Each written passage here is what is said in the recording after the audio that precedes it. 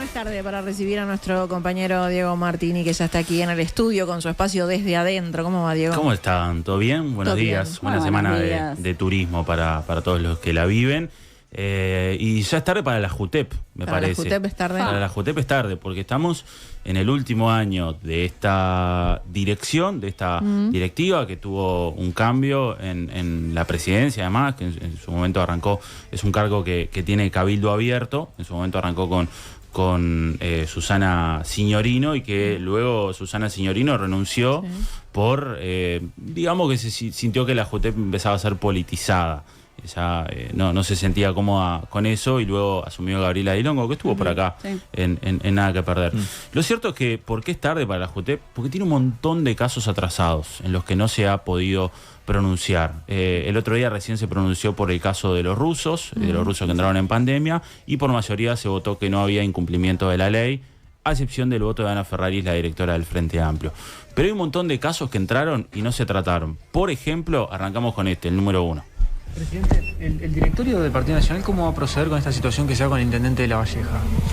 El intendente de La Valleja hoy no pudo estar presente acá. Probablemente vayamos a conversar con él en las próximas horas, pero no ha estado en la agenda este tema en particular. ¿Al presidente del directorio le preocupa esa compensación al hermano del intendente? A ver, no es un tema que haya estado en mi agenda. Nosotros definimos cuáles son los temas que vamos discutiendo. Naturalmente que todos los temas del país me preocupan, como la semana pasada estuve en Durán, por algunas diferencias. Siempre estamos arriba de todos los temas. No le veo una particularidad especial. ¿Podría derivarse el tema a la Comisión de Ética, como ha sucedido en otras oportunidades? No está planteado, no sé por qué fue planteado así. ¿Por qué me lo pregunta así? Porque eso no está planteado en eso. ¿No llama la atención que el intendente le pague al hermano 72.000 pesos? Son temas que nosotros los vamos a conversar y después vamos a opinar cuando creamos conveniente del tema. Mientras tanto vamos a hablar de otros temas que nos preocupan mucho más. ¿Cómo qué, por ejemplo? Digo, porque ten en cuenta la situación económica, el monto y las funciones que cumple y las denuncias que se hacen desde la oposición. En este contexto no parece ser un tema menor. Lo que pasa es que en ese tema nosotros, de vuelta, vamos a elegir los temas de lo que hablamos. No vamos a hablar de lo que quiera hablar la oposición.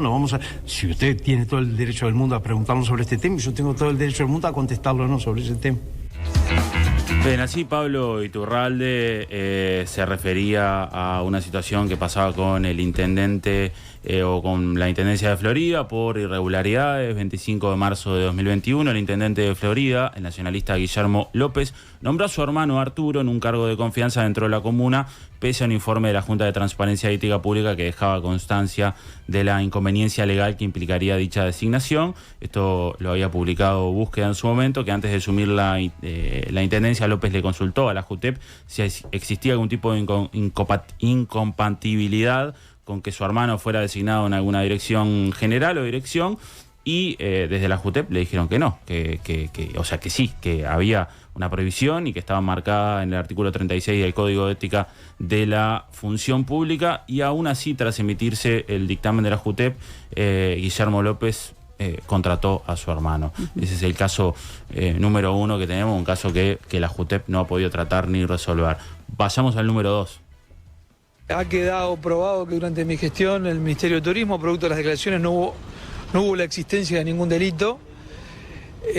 Todas las compras por el mecanismo de compra directo, que es un mecanismo que está por ley autorizado, se hicieron en base a los antecedentes de las administraciones anteriores. En idénticas instancias se hizo lo propio en las administraciones del Frente Amplio.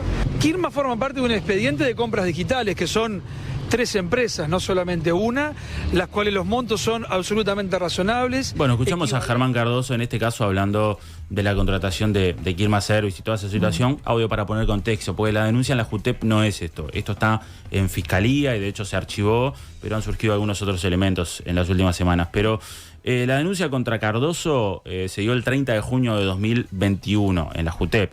Interceptaciones telefónicas que llevó a cabo Fiscalía y Dirección de Asuntos Internos del Ministerio del Interior revelaron que Germán Cardoso, en ese momento ministro de Turismo, pidió información reservada y favores al coordinador de la Junta de Maldonado en 9 oportunidades entre 2020 y 2021. Según el fiscal, durante su desempeño como coordinador de la jefatura de Maldonado, bueno, se hacían alardes de que justamente la persona que mencionábamos era intocable porque un ministro lo había colocado en ese cargo.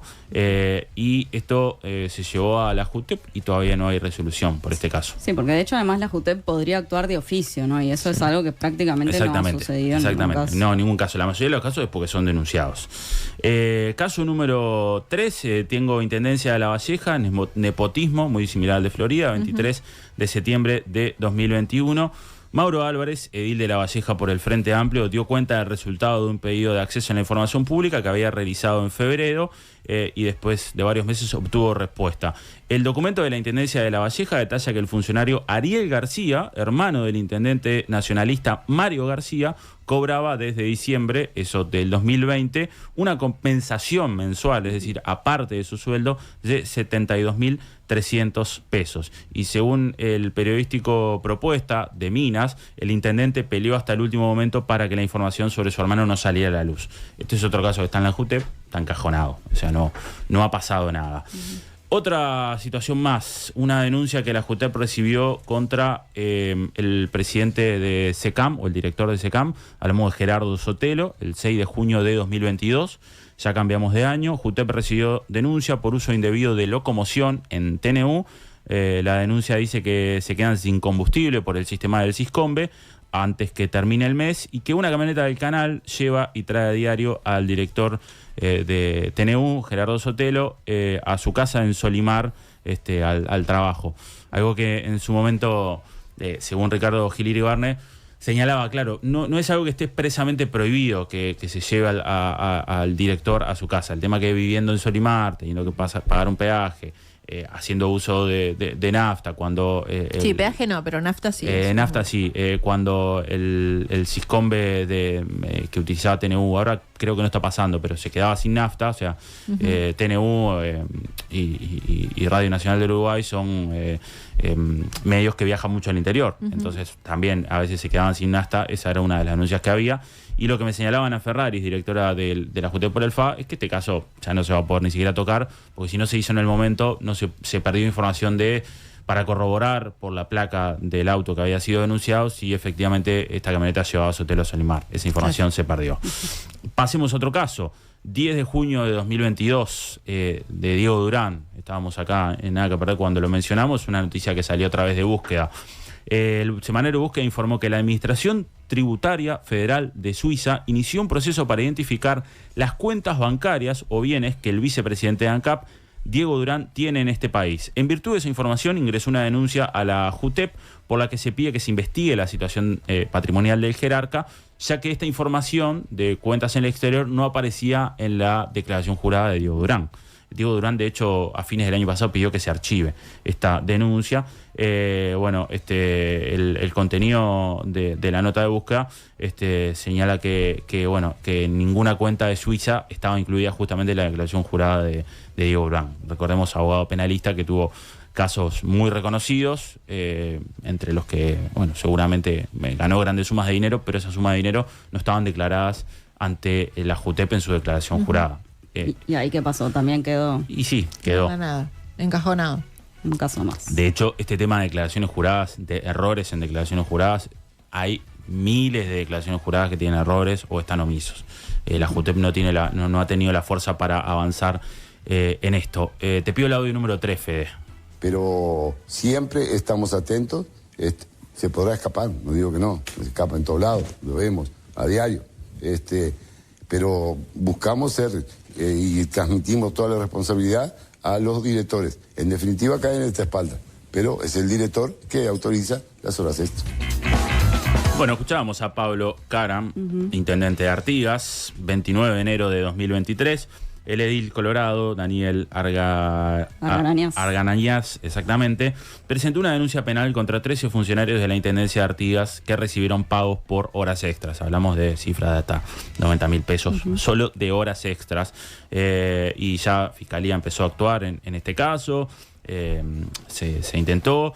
Y también, según Arganañas, lo que también es que señala, y por eso también denuncia ante la JUTEP, es que hay familiares de Caram que están trabajando la Intendencia de Artigas y que cobran grandes sumas de dinero por hacer horas extras. Es la intendencia más comprometida en cuanto a asignaciones directas. Totalmente. Y tiene un montón de casos. Abusan de sus horas, trabajan más de 20 horas, es gente que nunca firma entrada ni salida, tiene aproximadamente 188 horas mensuales extras. Tiene más horas extras que trabajadas. Eso es rarísimo. Consideramos que tiene que ser analizado por la justicia penal, eso sí pasó, pero la JUTEP no se pronunció por este organismo, por esta situación de Artigas. Sí, la Fiscalía está actuando, pero todavía no hay una resolución. Te pido el audio 4, Fede. El gobierno pudo mantener las luces largas prendidas, encarando reformas estructurales indispensables para poner a nuestro país en un camino de generación, de inversión, de crecimiento y de empleo. Como señalamos en otras oportunidades en que hemos asistido al Parlamento, ciertamente la política económica que sigue el actual gobierno es diferente a la del gobierno anterior. Bueno, la actual política es diferente a la del gobierno anterior, decía Azucena Arbeleche cuando fue interpelada en el Parlamento por una exoneración que en ese caso se dio a Isaac Alfie, director de la OPP. Pero en este caso recordemos una noticia del 3 de agosto de 2022 cuando La Diaria publicaba: el Ministerio de Economía y Finanzas emitió una resolución a la que accedió La Diaria en la que aprobaba la financiación de un proyecto presentado por la empresa Lanafil, Sociedad Anónima, ante la Comisión de Aplicación de Ley de Inversiones, la COMAP, que tiene como objetivo la realización de obra civil, adquisición de equipamiento, vehículo utilitario eléctrico y vehículo de pasajeros eléctrico. Las exoneraciones previstas incluyen el otorgamiento de un crédito por el valor impuesto al valor agregado, al IVA, por unos 27 millones de pesos aproximadamente, y una exoneración del impuesto a las rentas de las actividades económicas, el IRAE, por unos 19 millones de pesos. La Junta de Transparencia y Ética Pública tiene justamente en su poder, no encajonado también, una denuncia contra Irene Moreira sobre contra Azucena Arbeleche, vamos a ir a Irene Moreira, contra Azucena Arbeleche sobre esta exoneración impositiva hacia esta empresa, Lanafil, que tiene vinculación justamente con su esposo. Es una empresa encabezada por Juan Alzugaray, que es el esposo de Azucena Arbeleche. Y el 23 de mayo de 2023, el asesor de la Dirección General del Ministerio de Economía y Finanzas, Pablo Bazán, aseguró que no se produjo conflicto de interés público y privado al momento de la firma del decreto que exoneró por varios millones de pesos, algunos millones de dólares a esta empresa, Lanafil, que tiene a el esposo de Azucena Arbeleche al frente. De hecho, Ricardo Gil Iribarne señalaba que sin duda para él viola el artículo 31 de la ley 19.823, la ley Cristal, que rige el Código de Ética de la Función Pública. El Ministerio de Economía no observó conflicto de intereses. Este tema está en la JUTEP, encajonado. Todos estos temas siguen y por eso le decía, ya es tarde, porque queda menos de un año. Y no va a dar el tiempo, obviamente, para todos estos casos. No va a dar el tiempo. Recordemos que la JUTEP tiene a 3 directores, a Gabriela Dilongo, por el oficialismo. Dilongo cabildante, ¿no? Exactamente, cabildante. Se me fue ahora el nombre del escribano, que es representante del Partido Nacional. Sí, yo en este momento buscando, y bueno, Ana Ferrari por la oposición que representa al Frente Amplio. Ahora le voy a encontrar el nombre del director por la oposición de la JUTEP. Generalmente votan mayoría, es decir, Cabildo y el Partido Nacional. Y Guillermo Ortiz. Lo dijo con una... El escribano Guillermo Ortiz, ahí está, que representa al Partido Nacional, pero este caso no ha avanzado y seguramente va a quedar encajonado. Pero son esos 3, algún funcionario más, y se había aprobado en la rendición de cuentas el ingreso de 2 abogados y un contador, y solo ingresó un abogado. O sea, lo del contador quedó en la nada, me decía Ana Ferrari, se hizo un concurso, pero no ingresó nadie. Pasemos a otro caso, audio número 5. Se pinta todo como si fuera algo turbio, como hubiera algo, suspicacias de que no se estuvieran haciendo las cosas bien, y aquí la realidad es que se ha hecho todo con absoluta transparencia, buscando siempre dar las garantías a todas las partes y por supuesto garantizar la buena administración.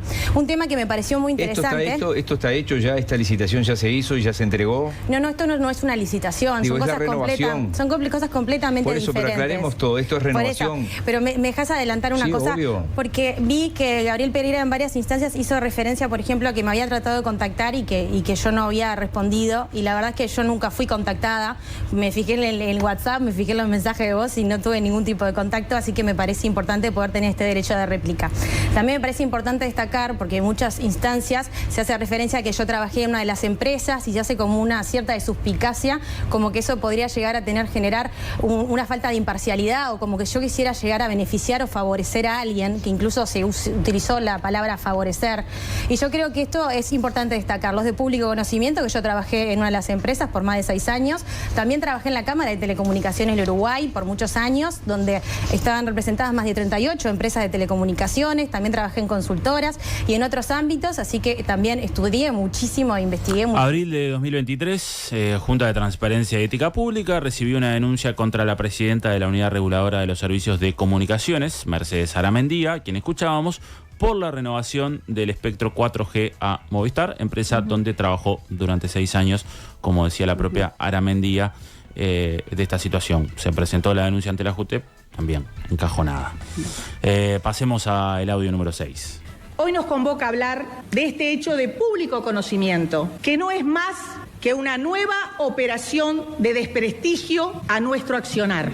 No hemos actuado a lo largo de estos 3 años fuera de la normativa vigente. Si realmente me equivoqué al permitir a esas 2 personas en estado de necesidad acceder a un plan de viviendas, es claro que lo hice desde la convicción de que lo hacía lo correcto. Si me equivoqué en los procedimientos, corresponde que pida disculpas a todos, pero en especial al público cabildante, ya que nuestro...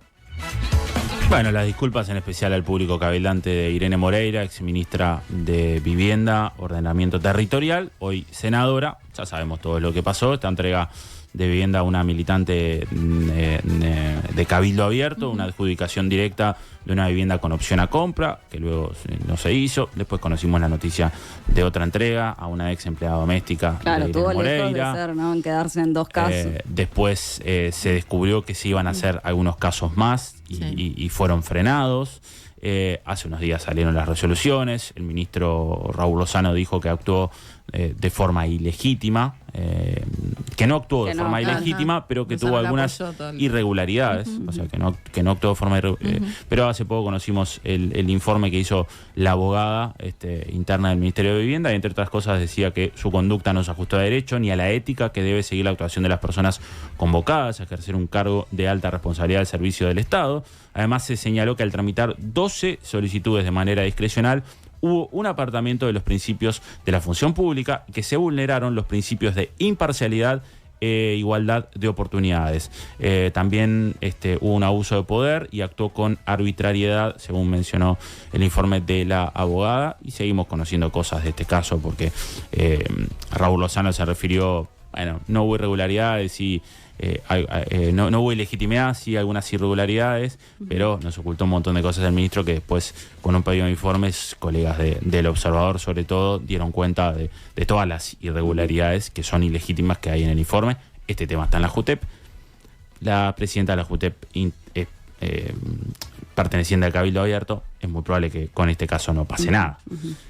Pasemos a otro caso más, que es el caso de OCE. El 25 de agosto de 2023, la Federación de Funcionarios de OCE, FOSE, presentó una denuncia ante la Junta de Transparencia y Ética Pública por presuntos hechos de corrupción en la órbita de esta empresa, y señalan que desde marzo de 2020 a esta parte, algunos integrantes y asesores del directorio de OCE habían procedido en forma absolutamente irregular y contraria a la normativa vigente, beneficiando a un grupo de personas ajenas a la función pública mediante presuntos abusos de los mecanismos legales. Y esto es una información que dio nuestro compañero Eduardo Preve, acá en Nada que Perder.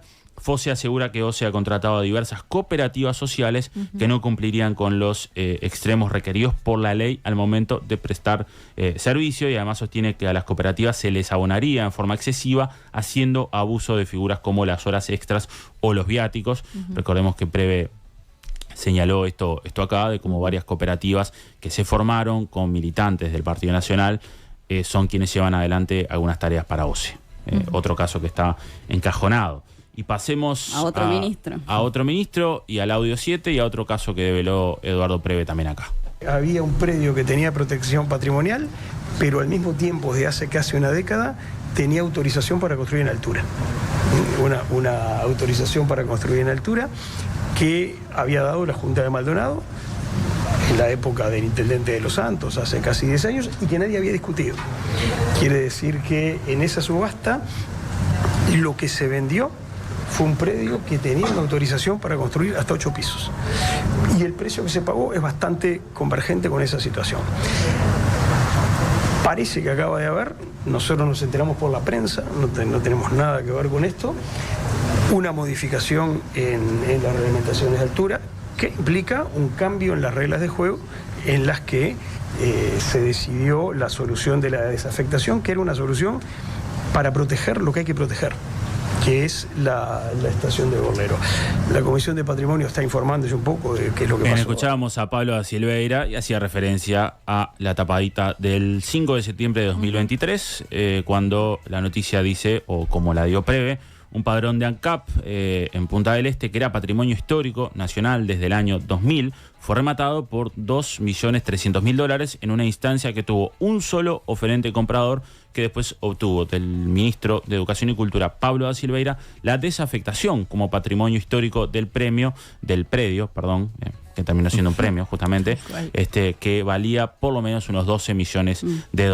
Esto fue lo que denunció Eduardo Preve en esa tapadita, y Eduardo decía que si esta resolución del ministro se hubiera tomado antes del remate, el precio era otro, o sea, ANCAP hubiera tenido mayores ganancias y seguramente se hubiera presentado mucho mayor cantidad de oferentes porque había otras personas interesadas, y estos interesados no se presentaron porque se movilizaron los vecinos de todos los edificios linderos diciendo que es un monumento histórico y que no se puede innovar sobre este predio. Eduardo decía que el predio tenía 120 cocheras y cada cochera estaba tasada por lo menos de $30.000 a $35.000, por lo que se podía haber sacado unos $3.600.000 solamente por cocheras.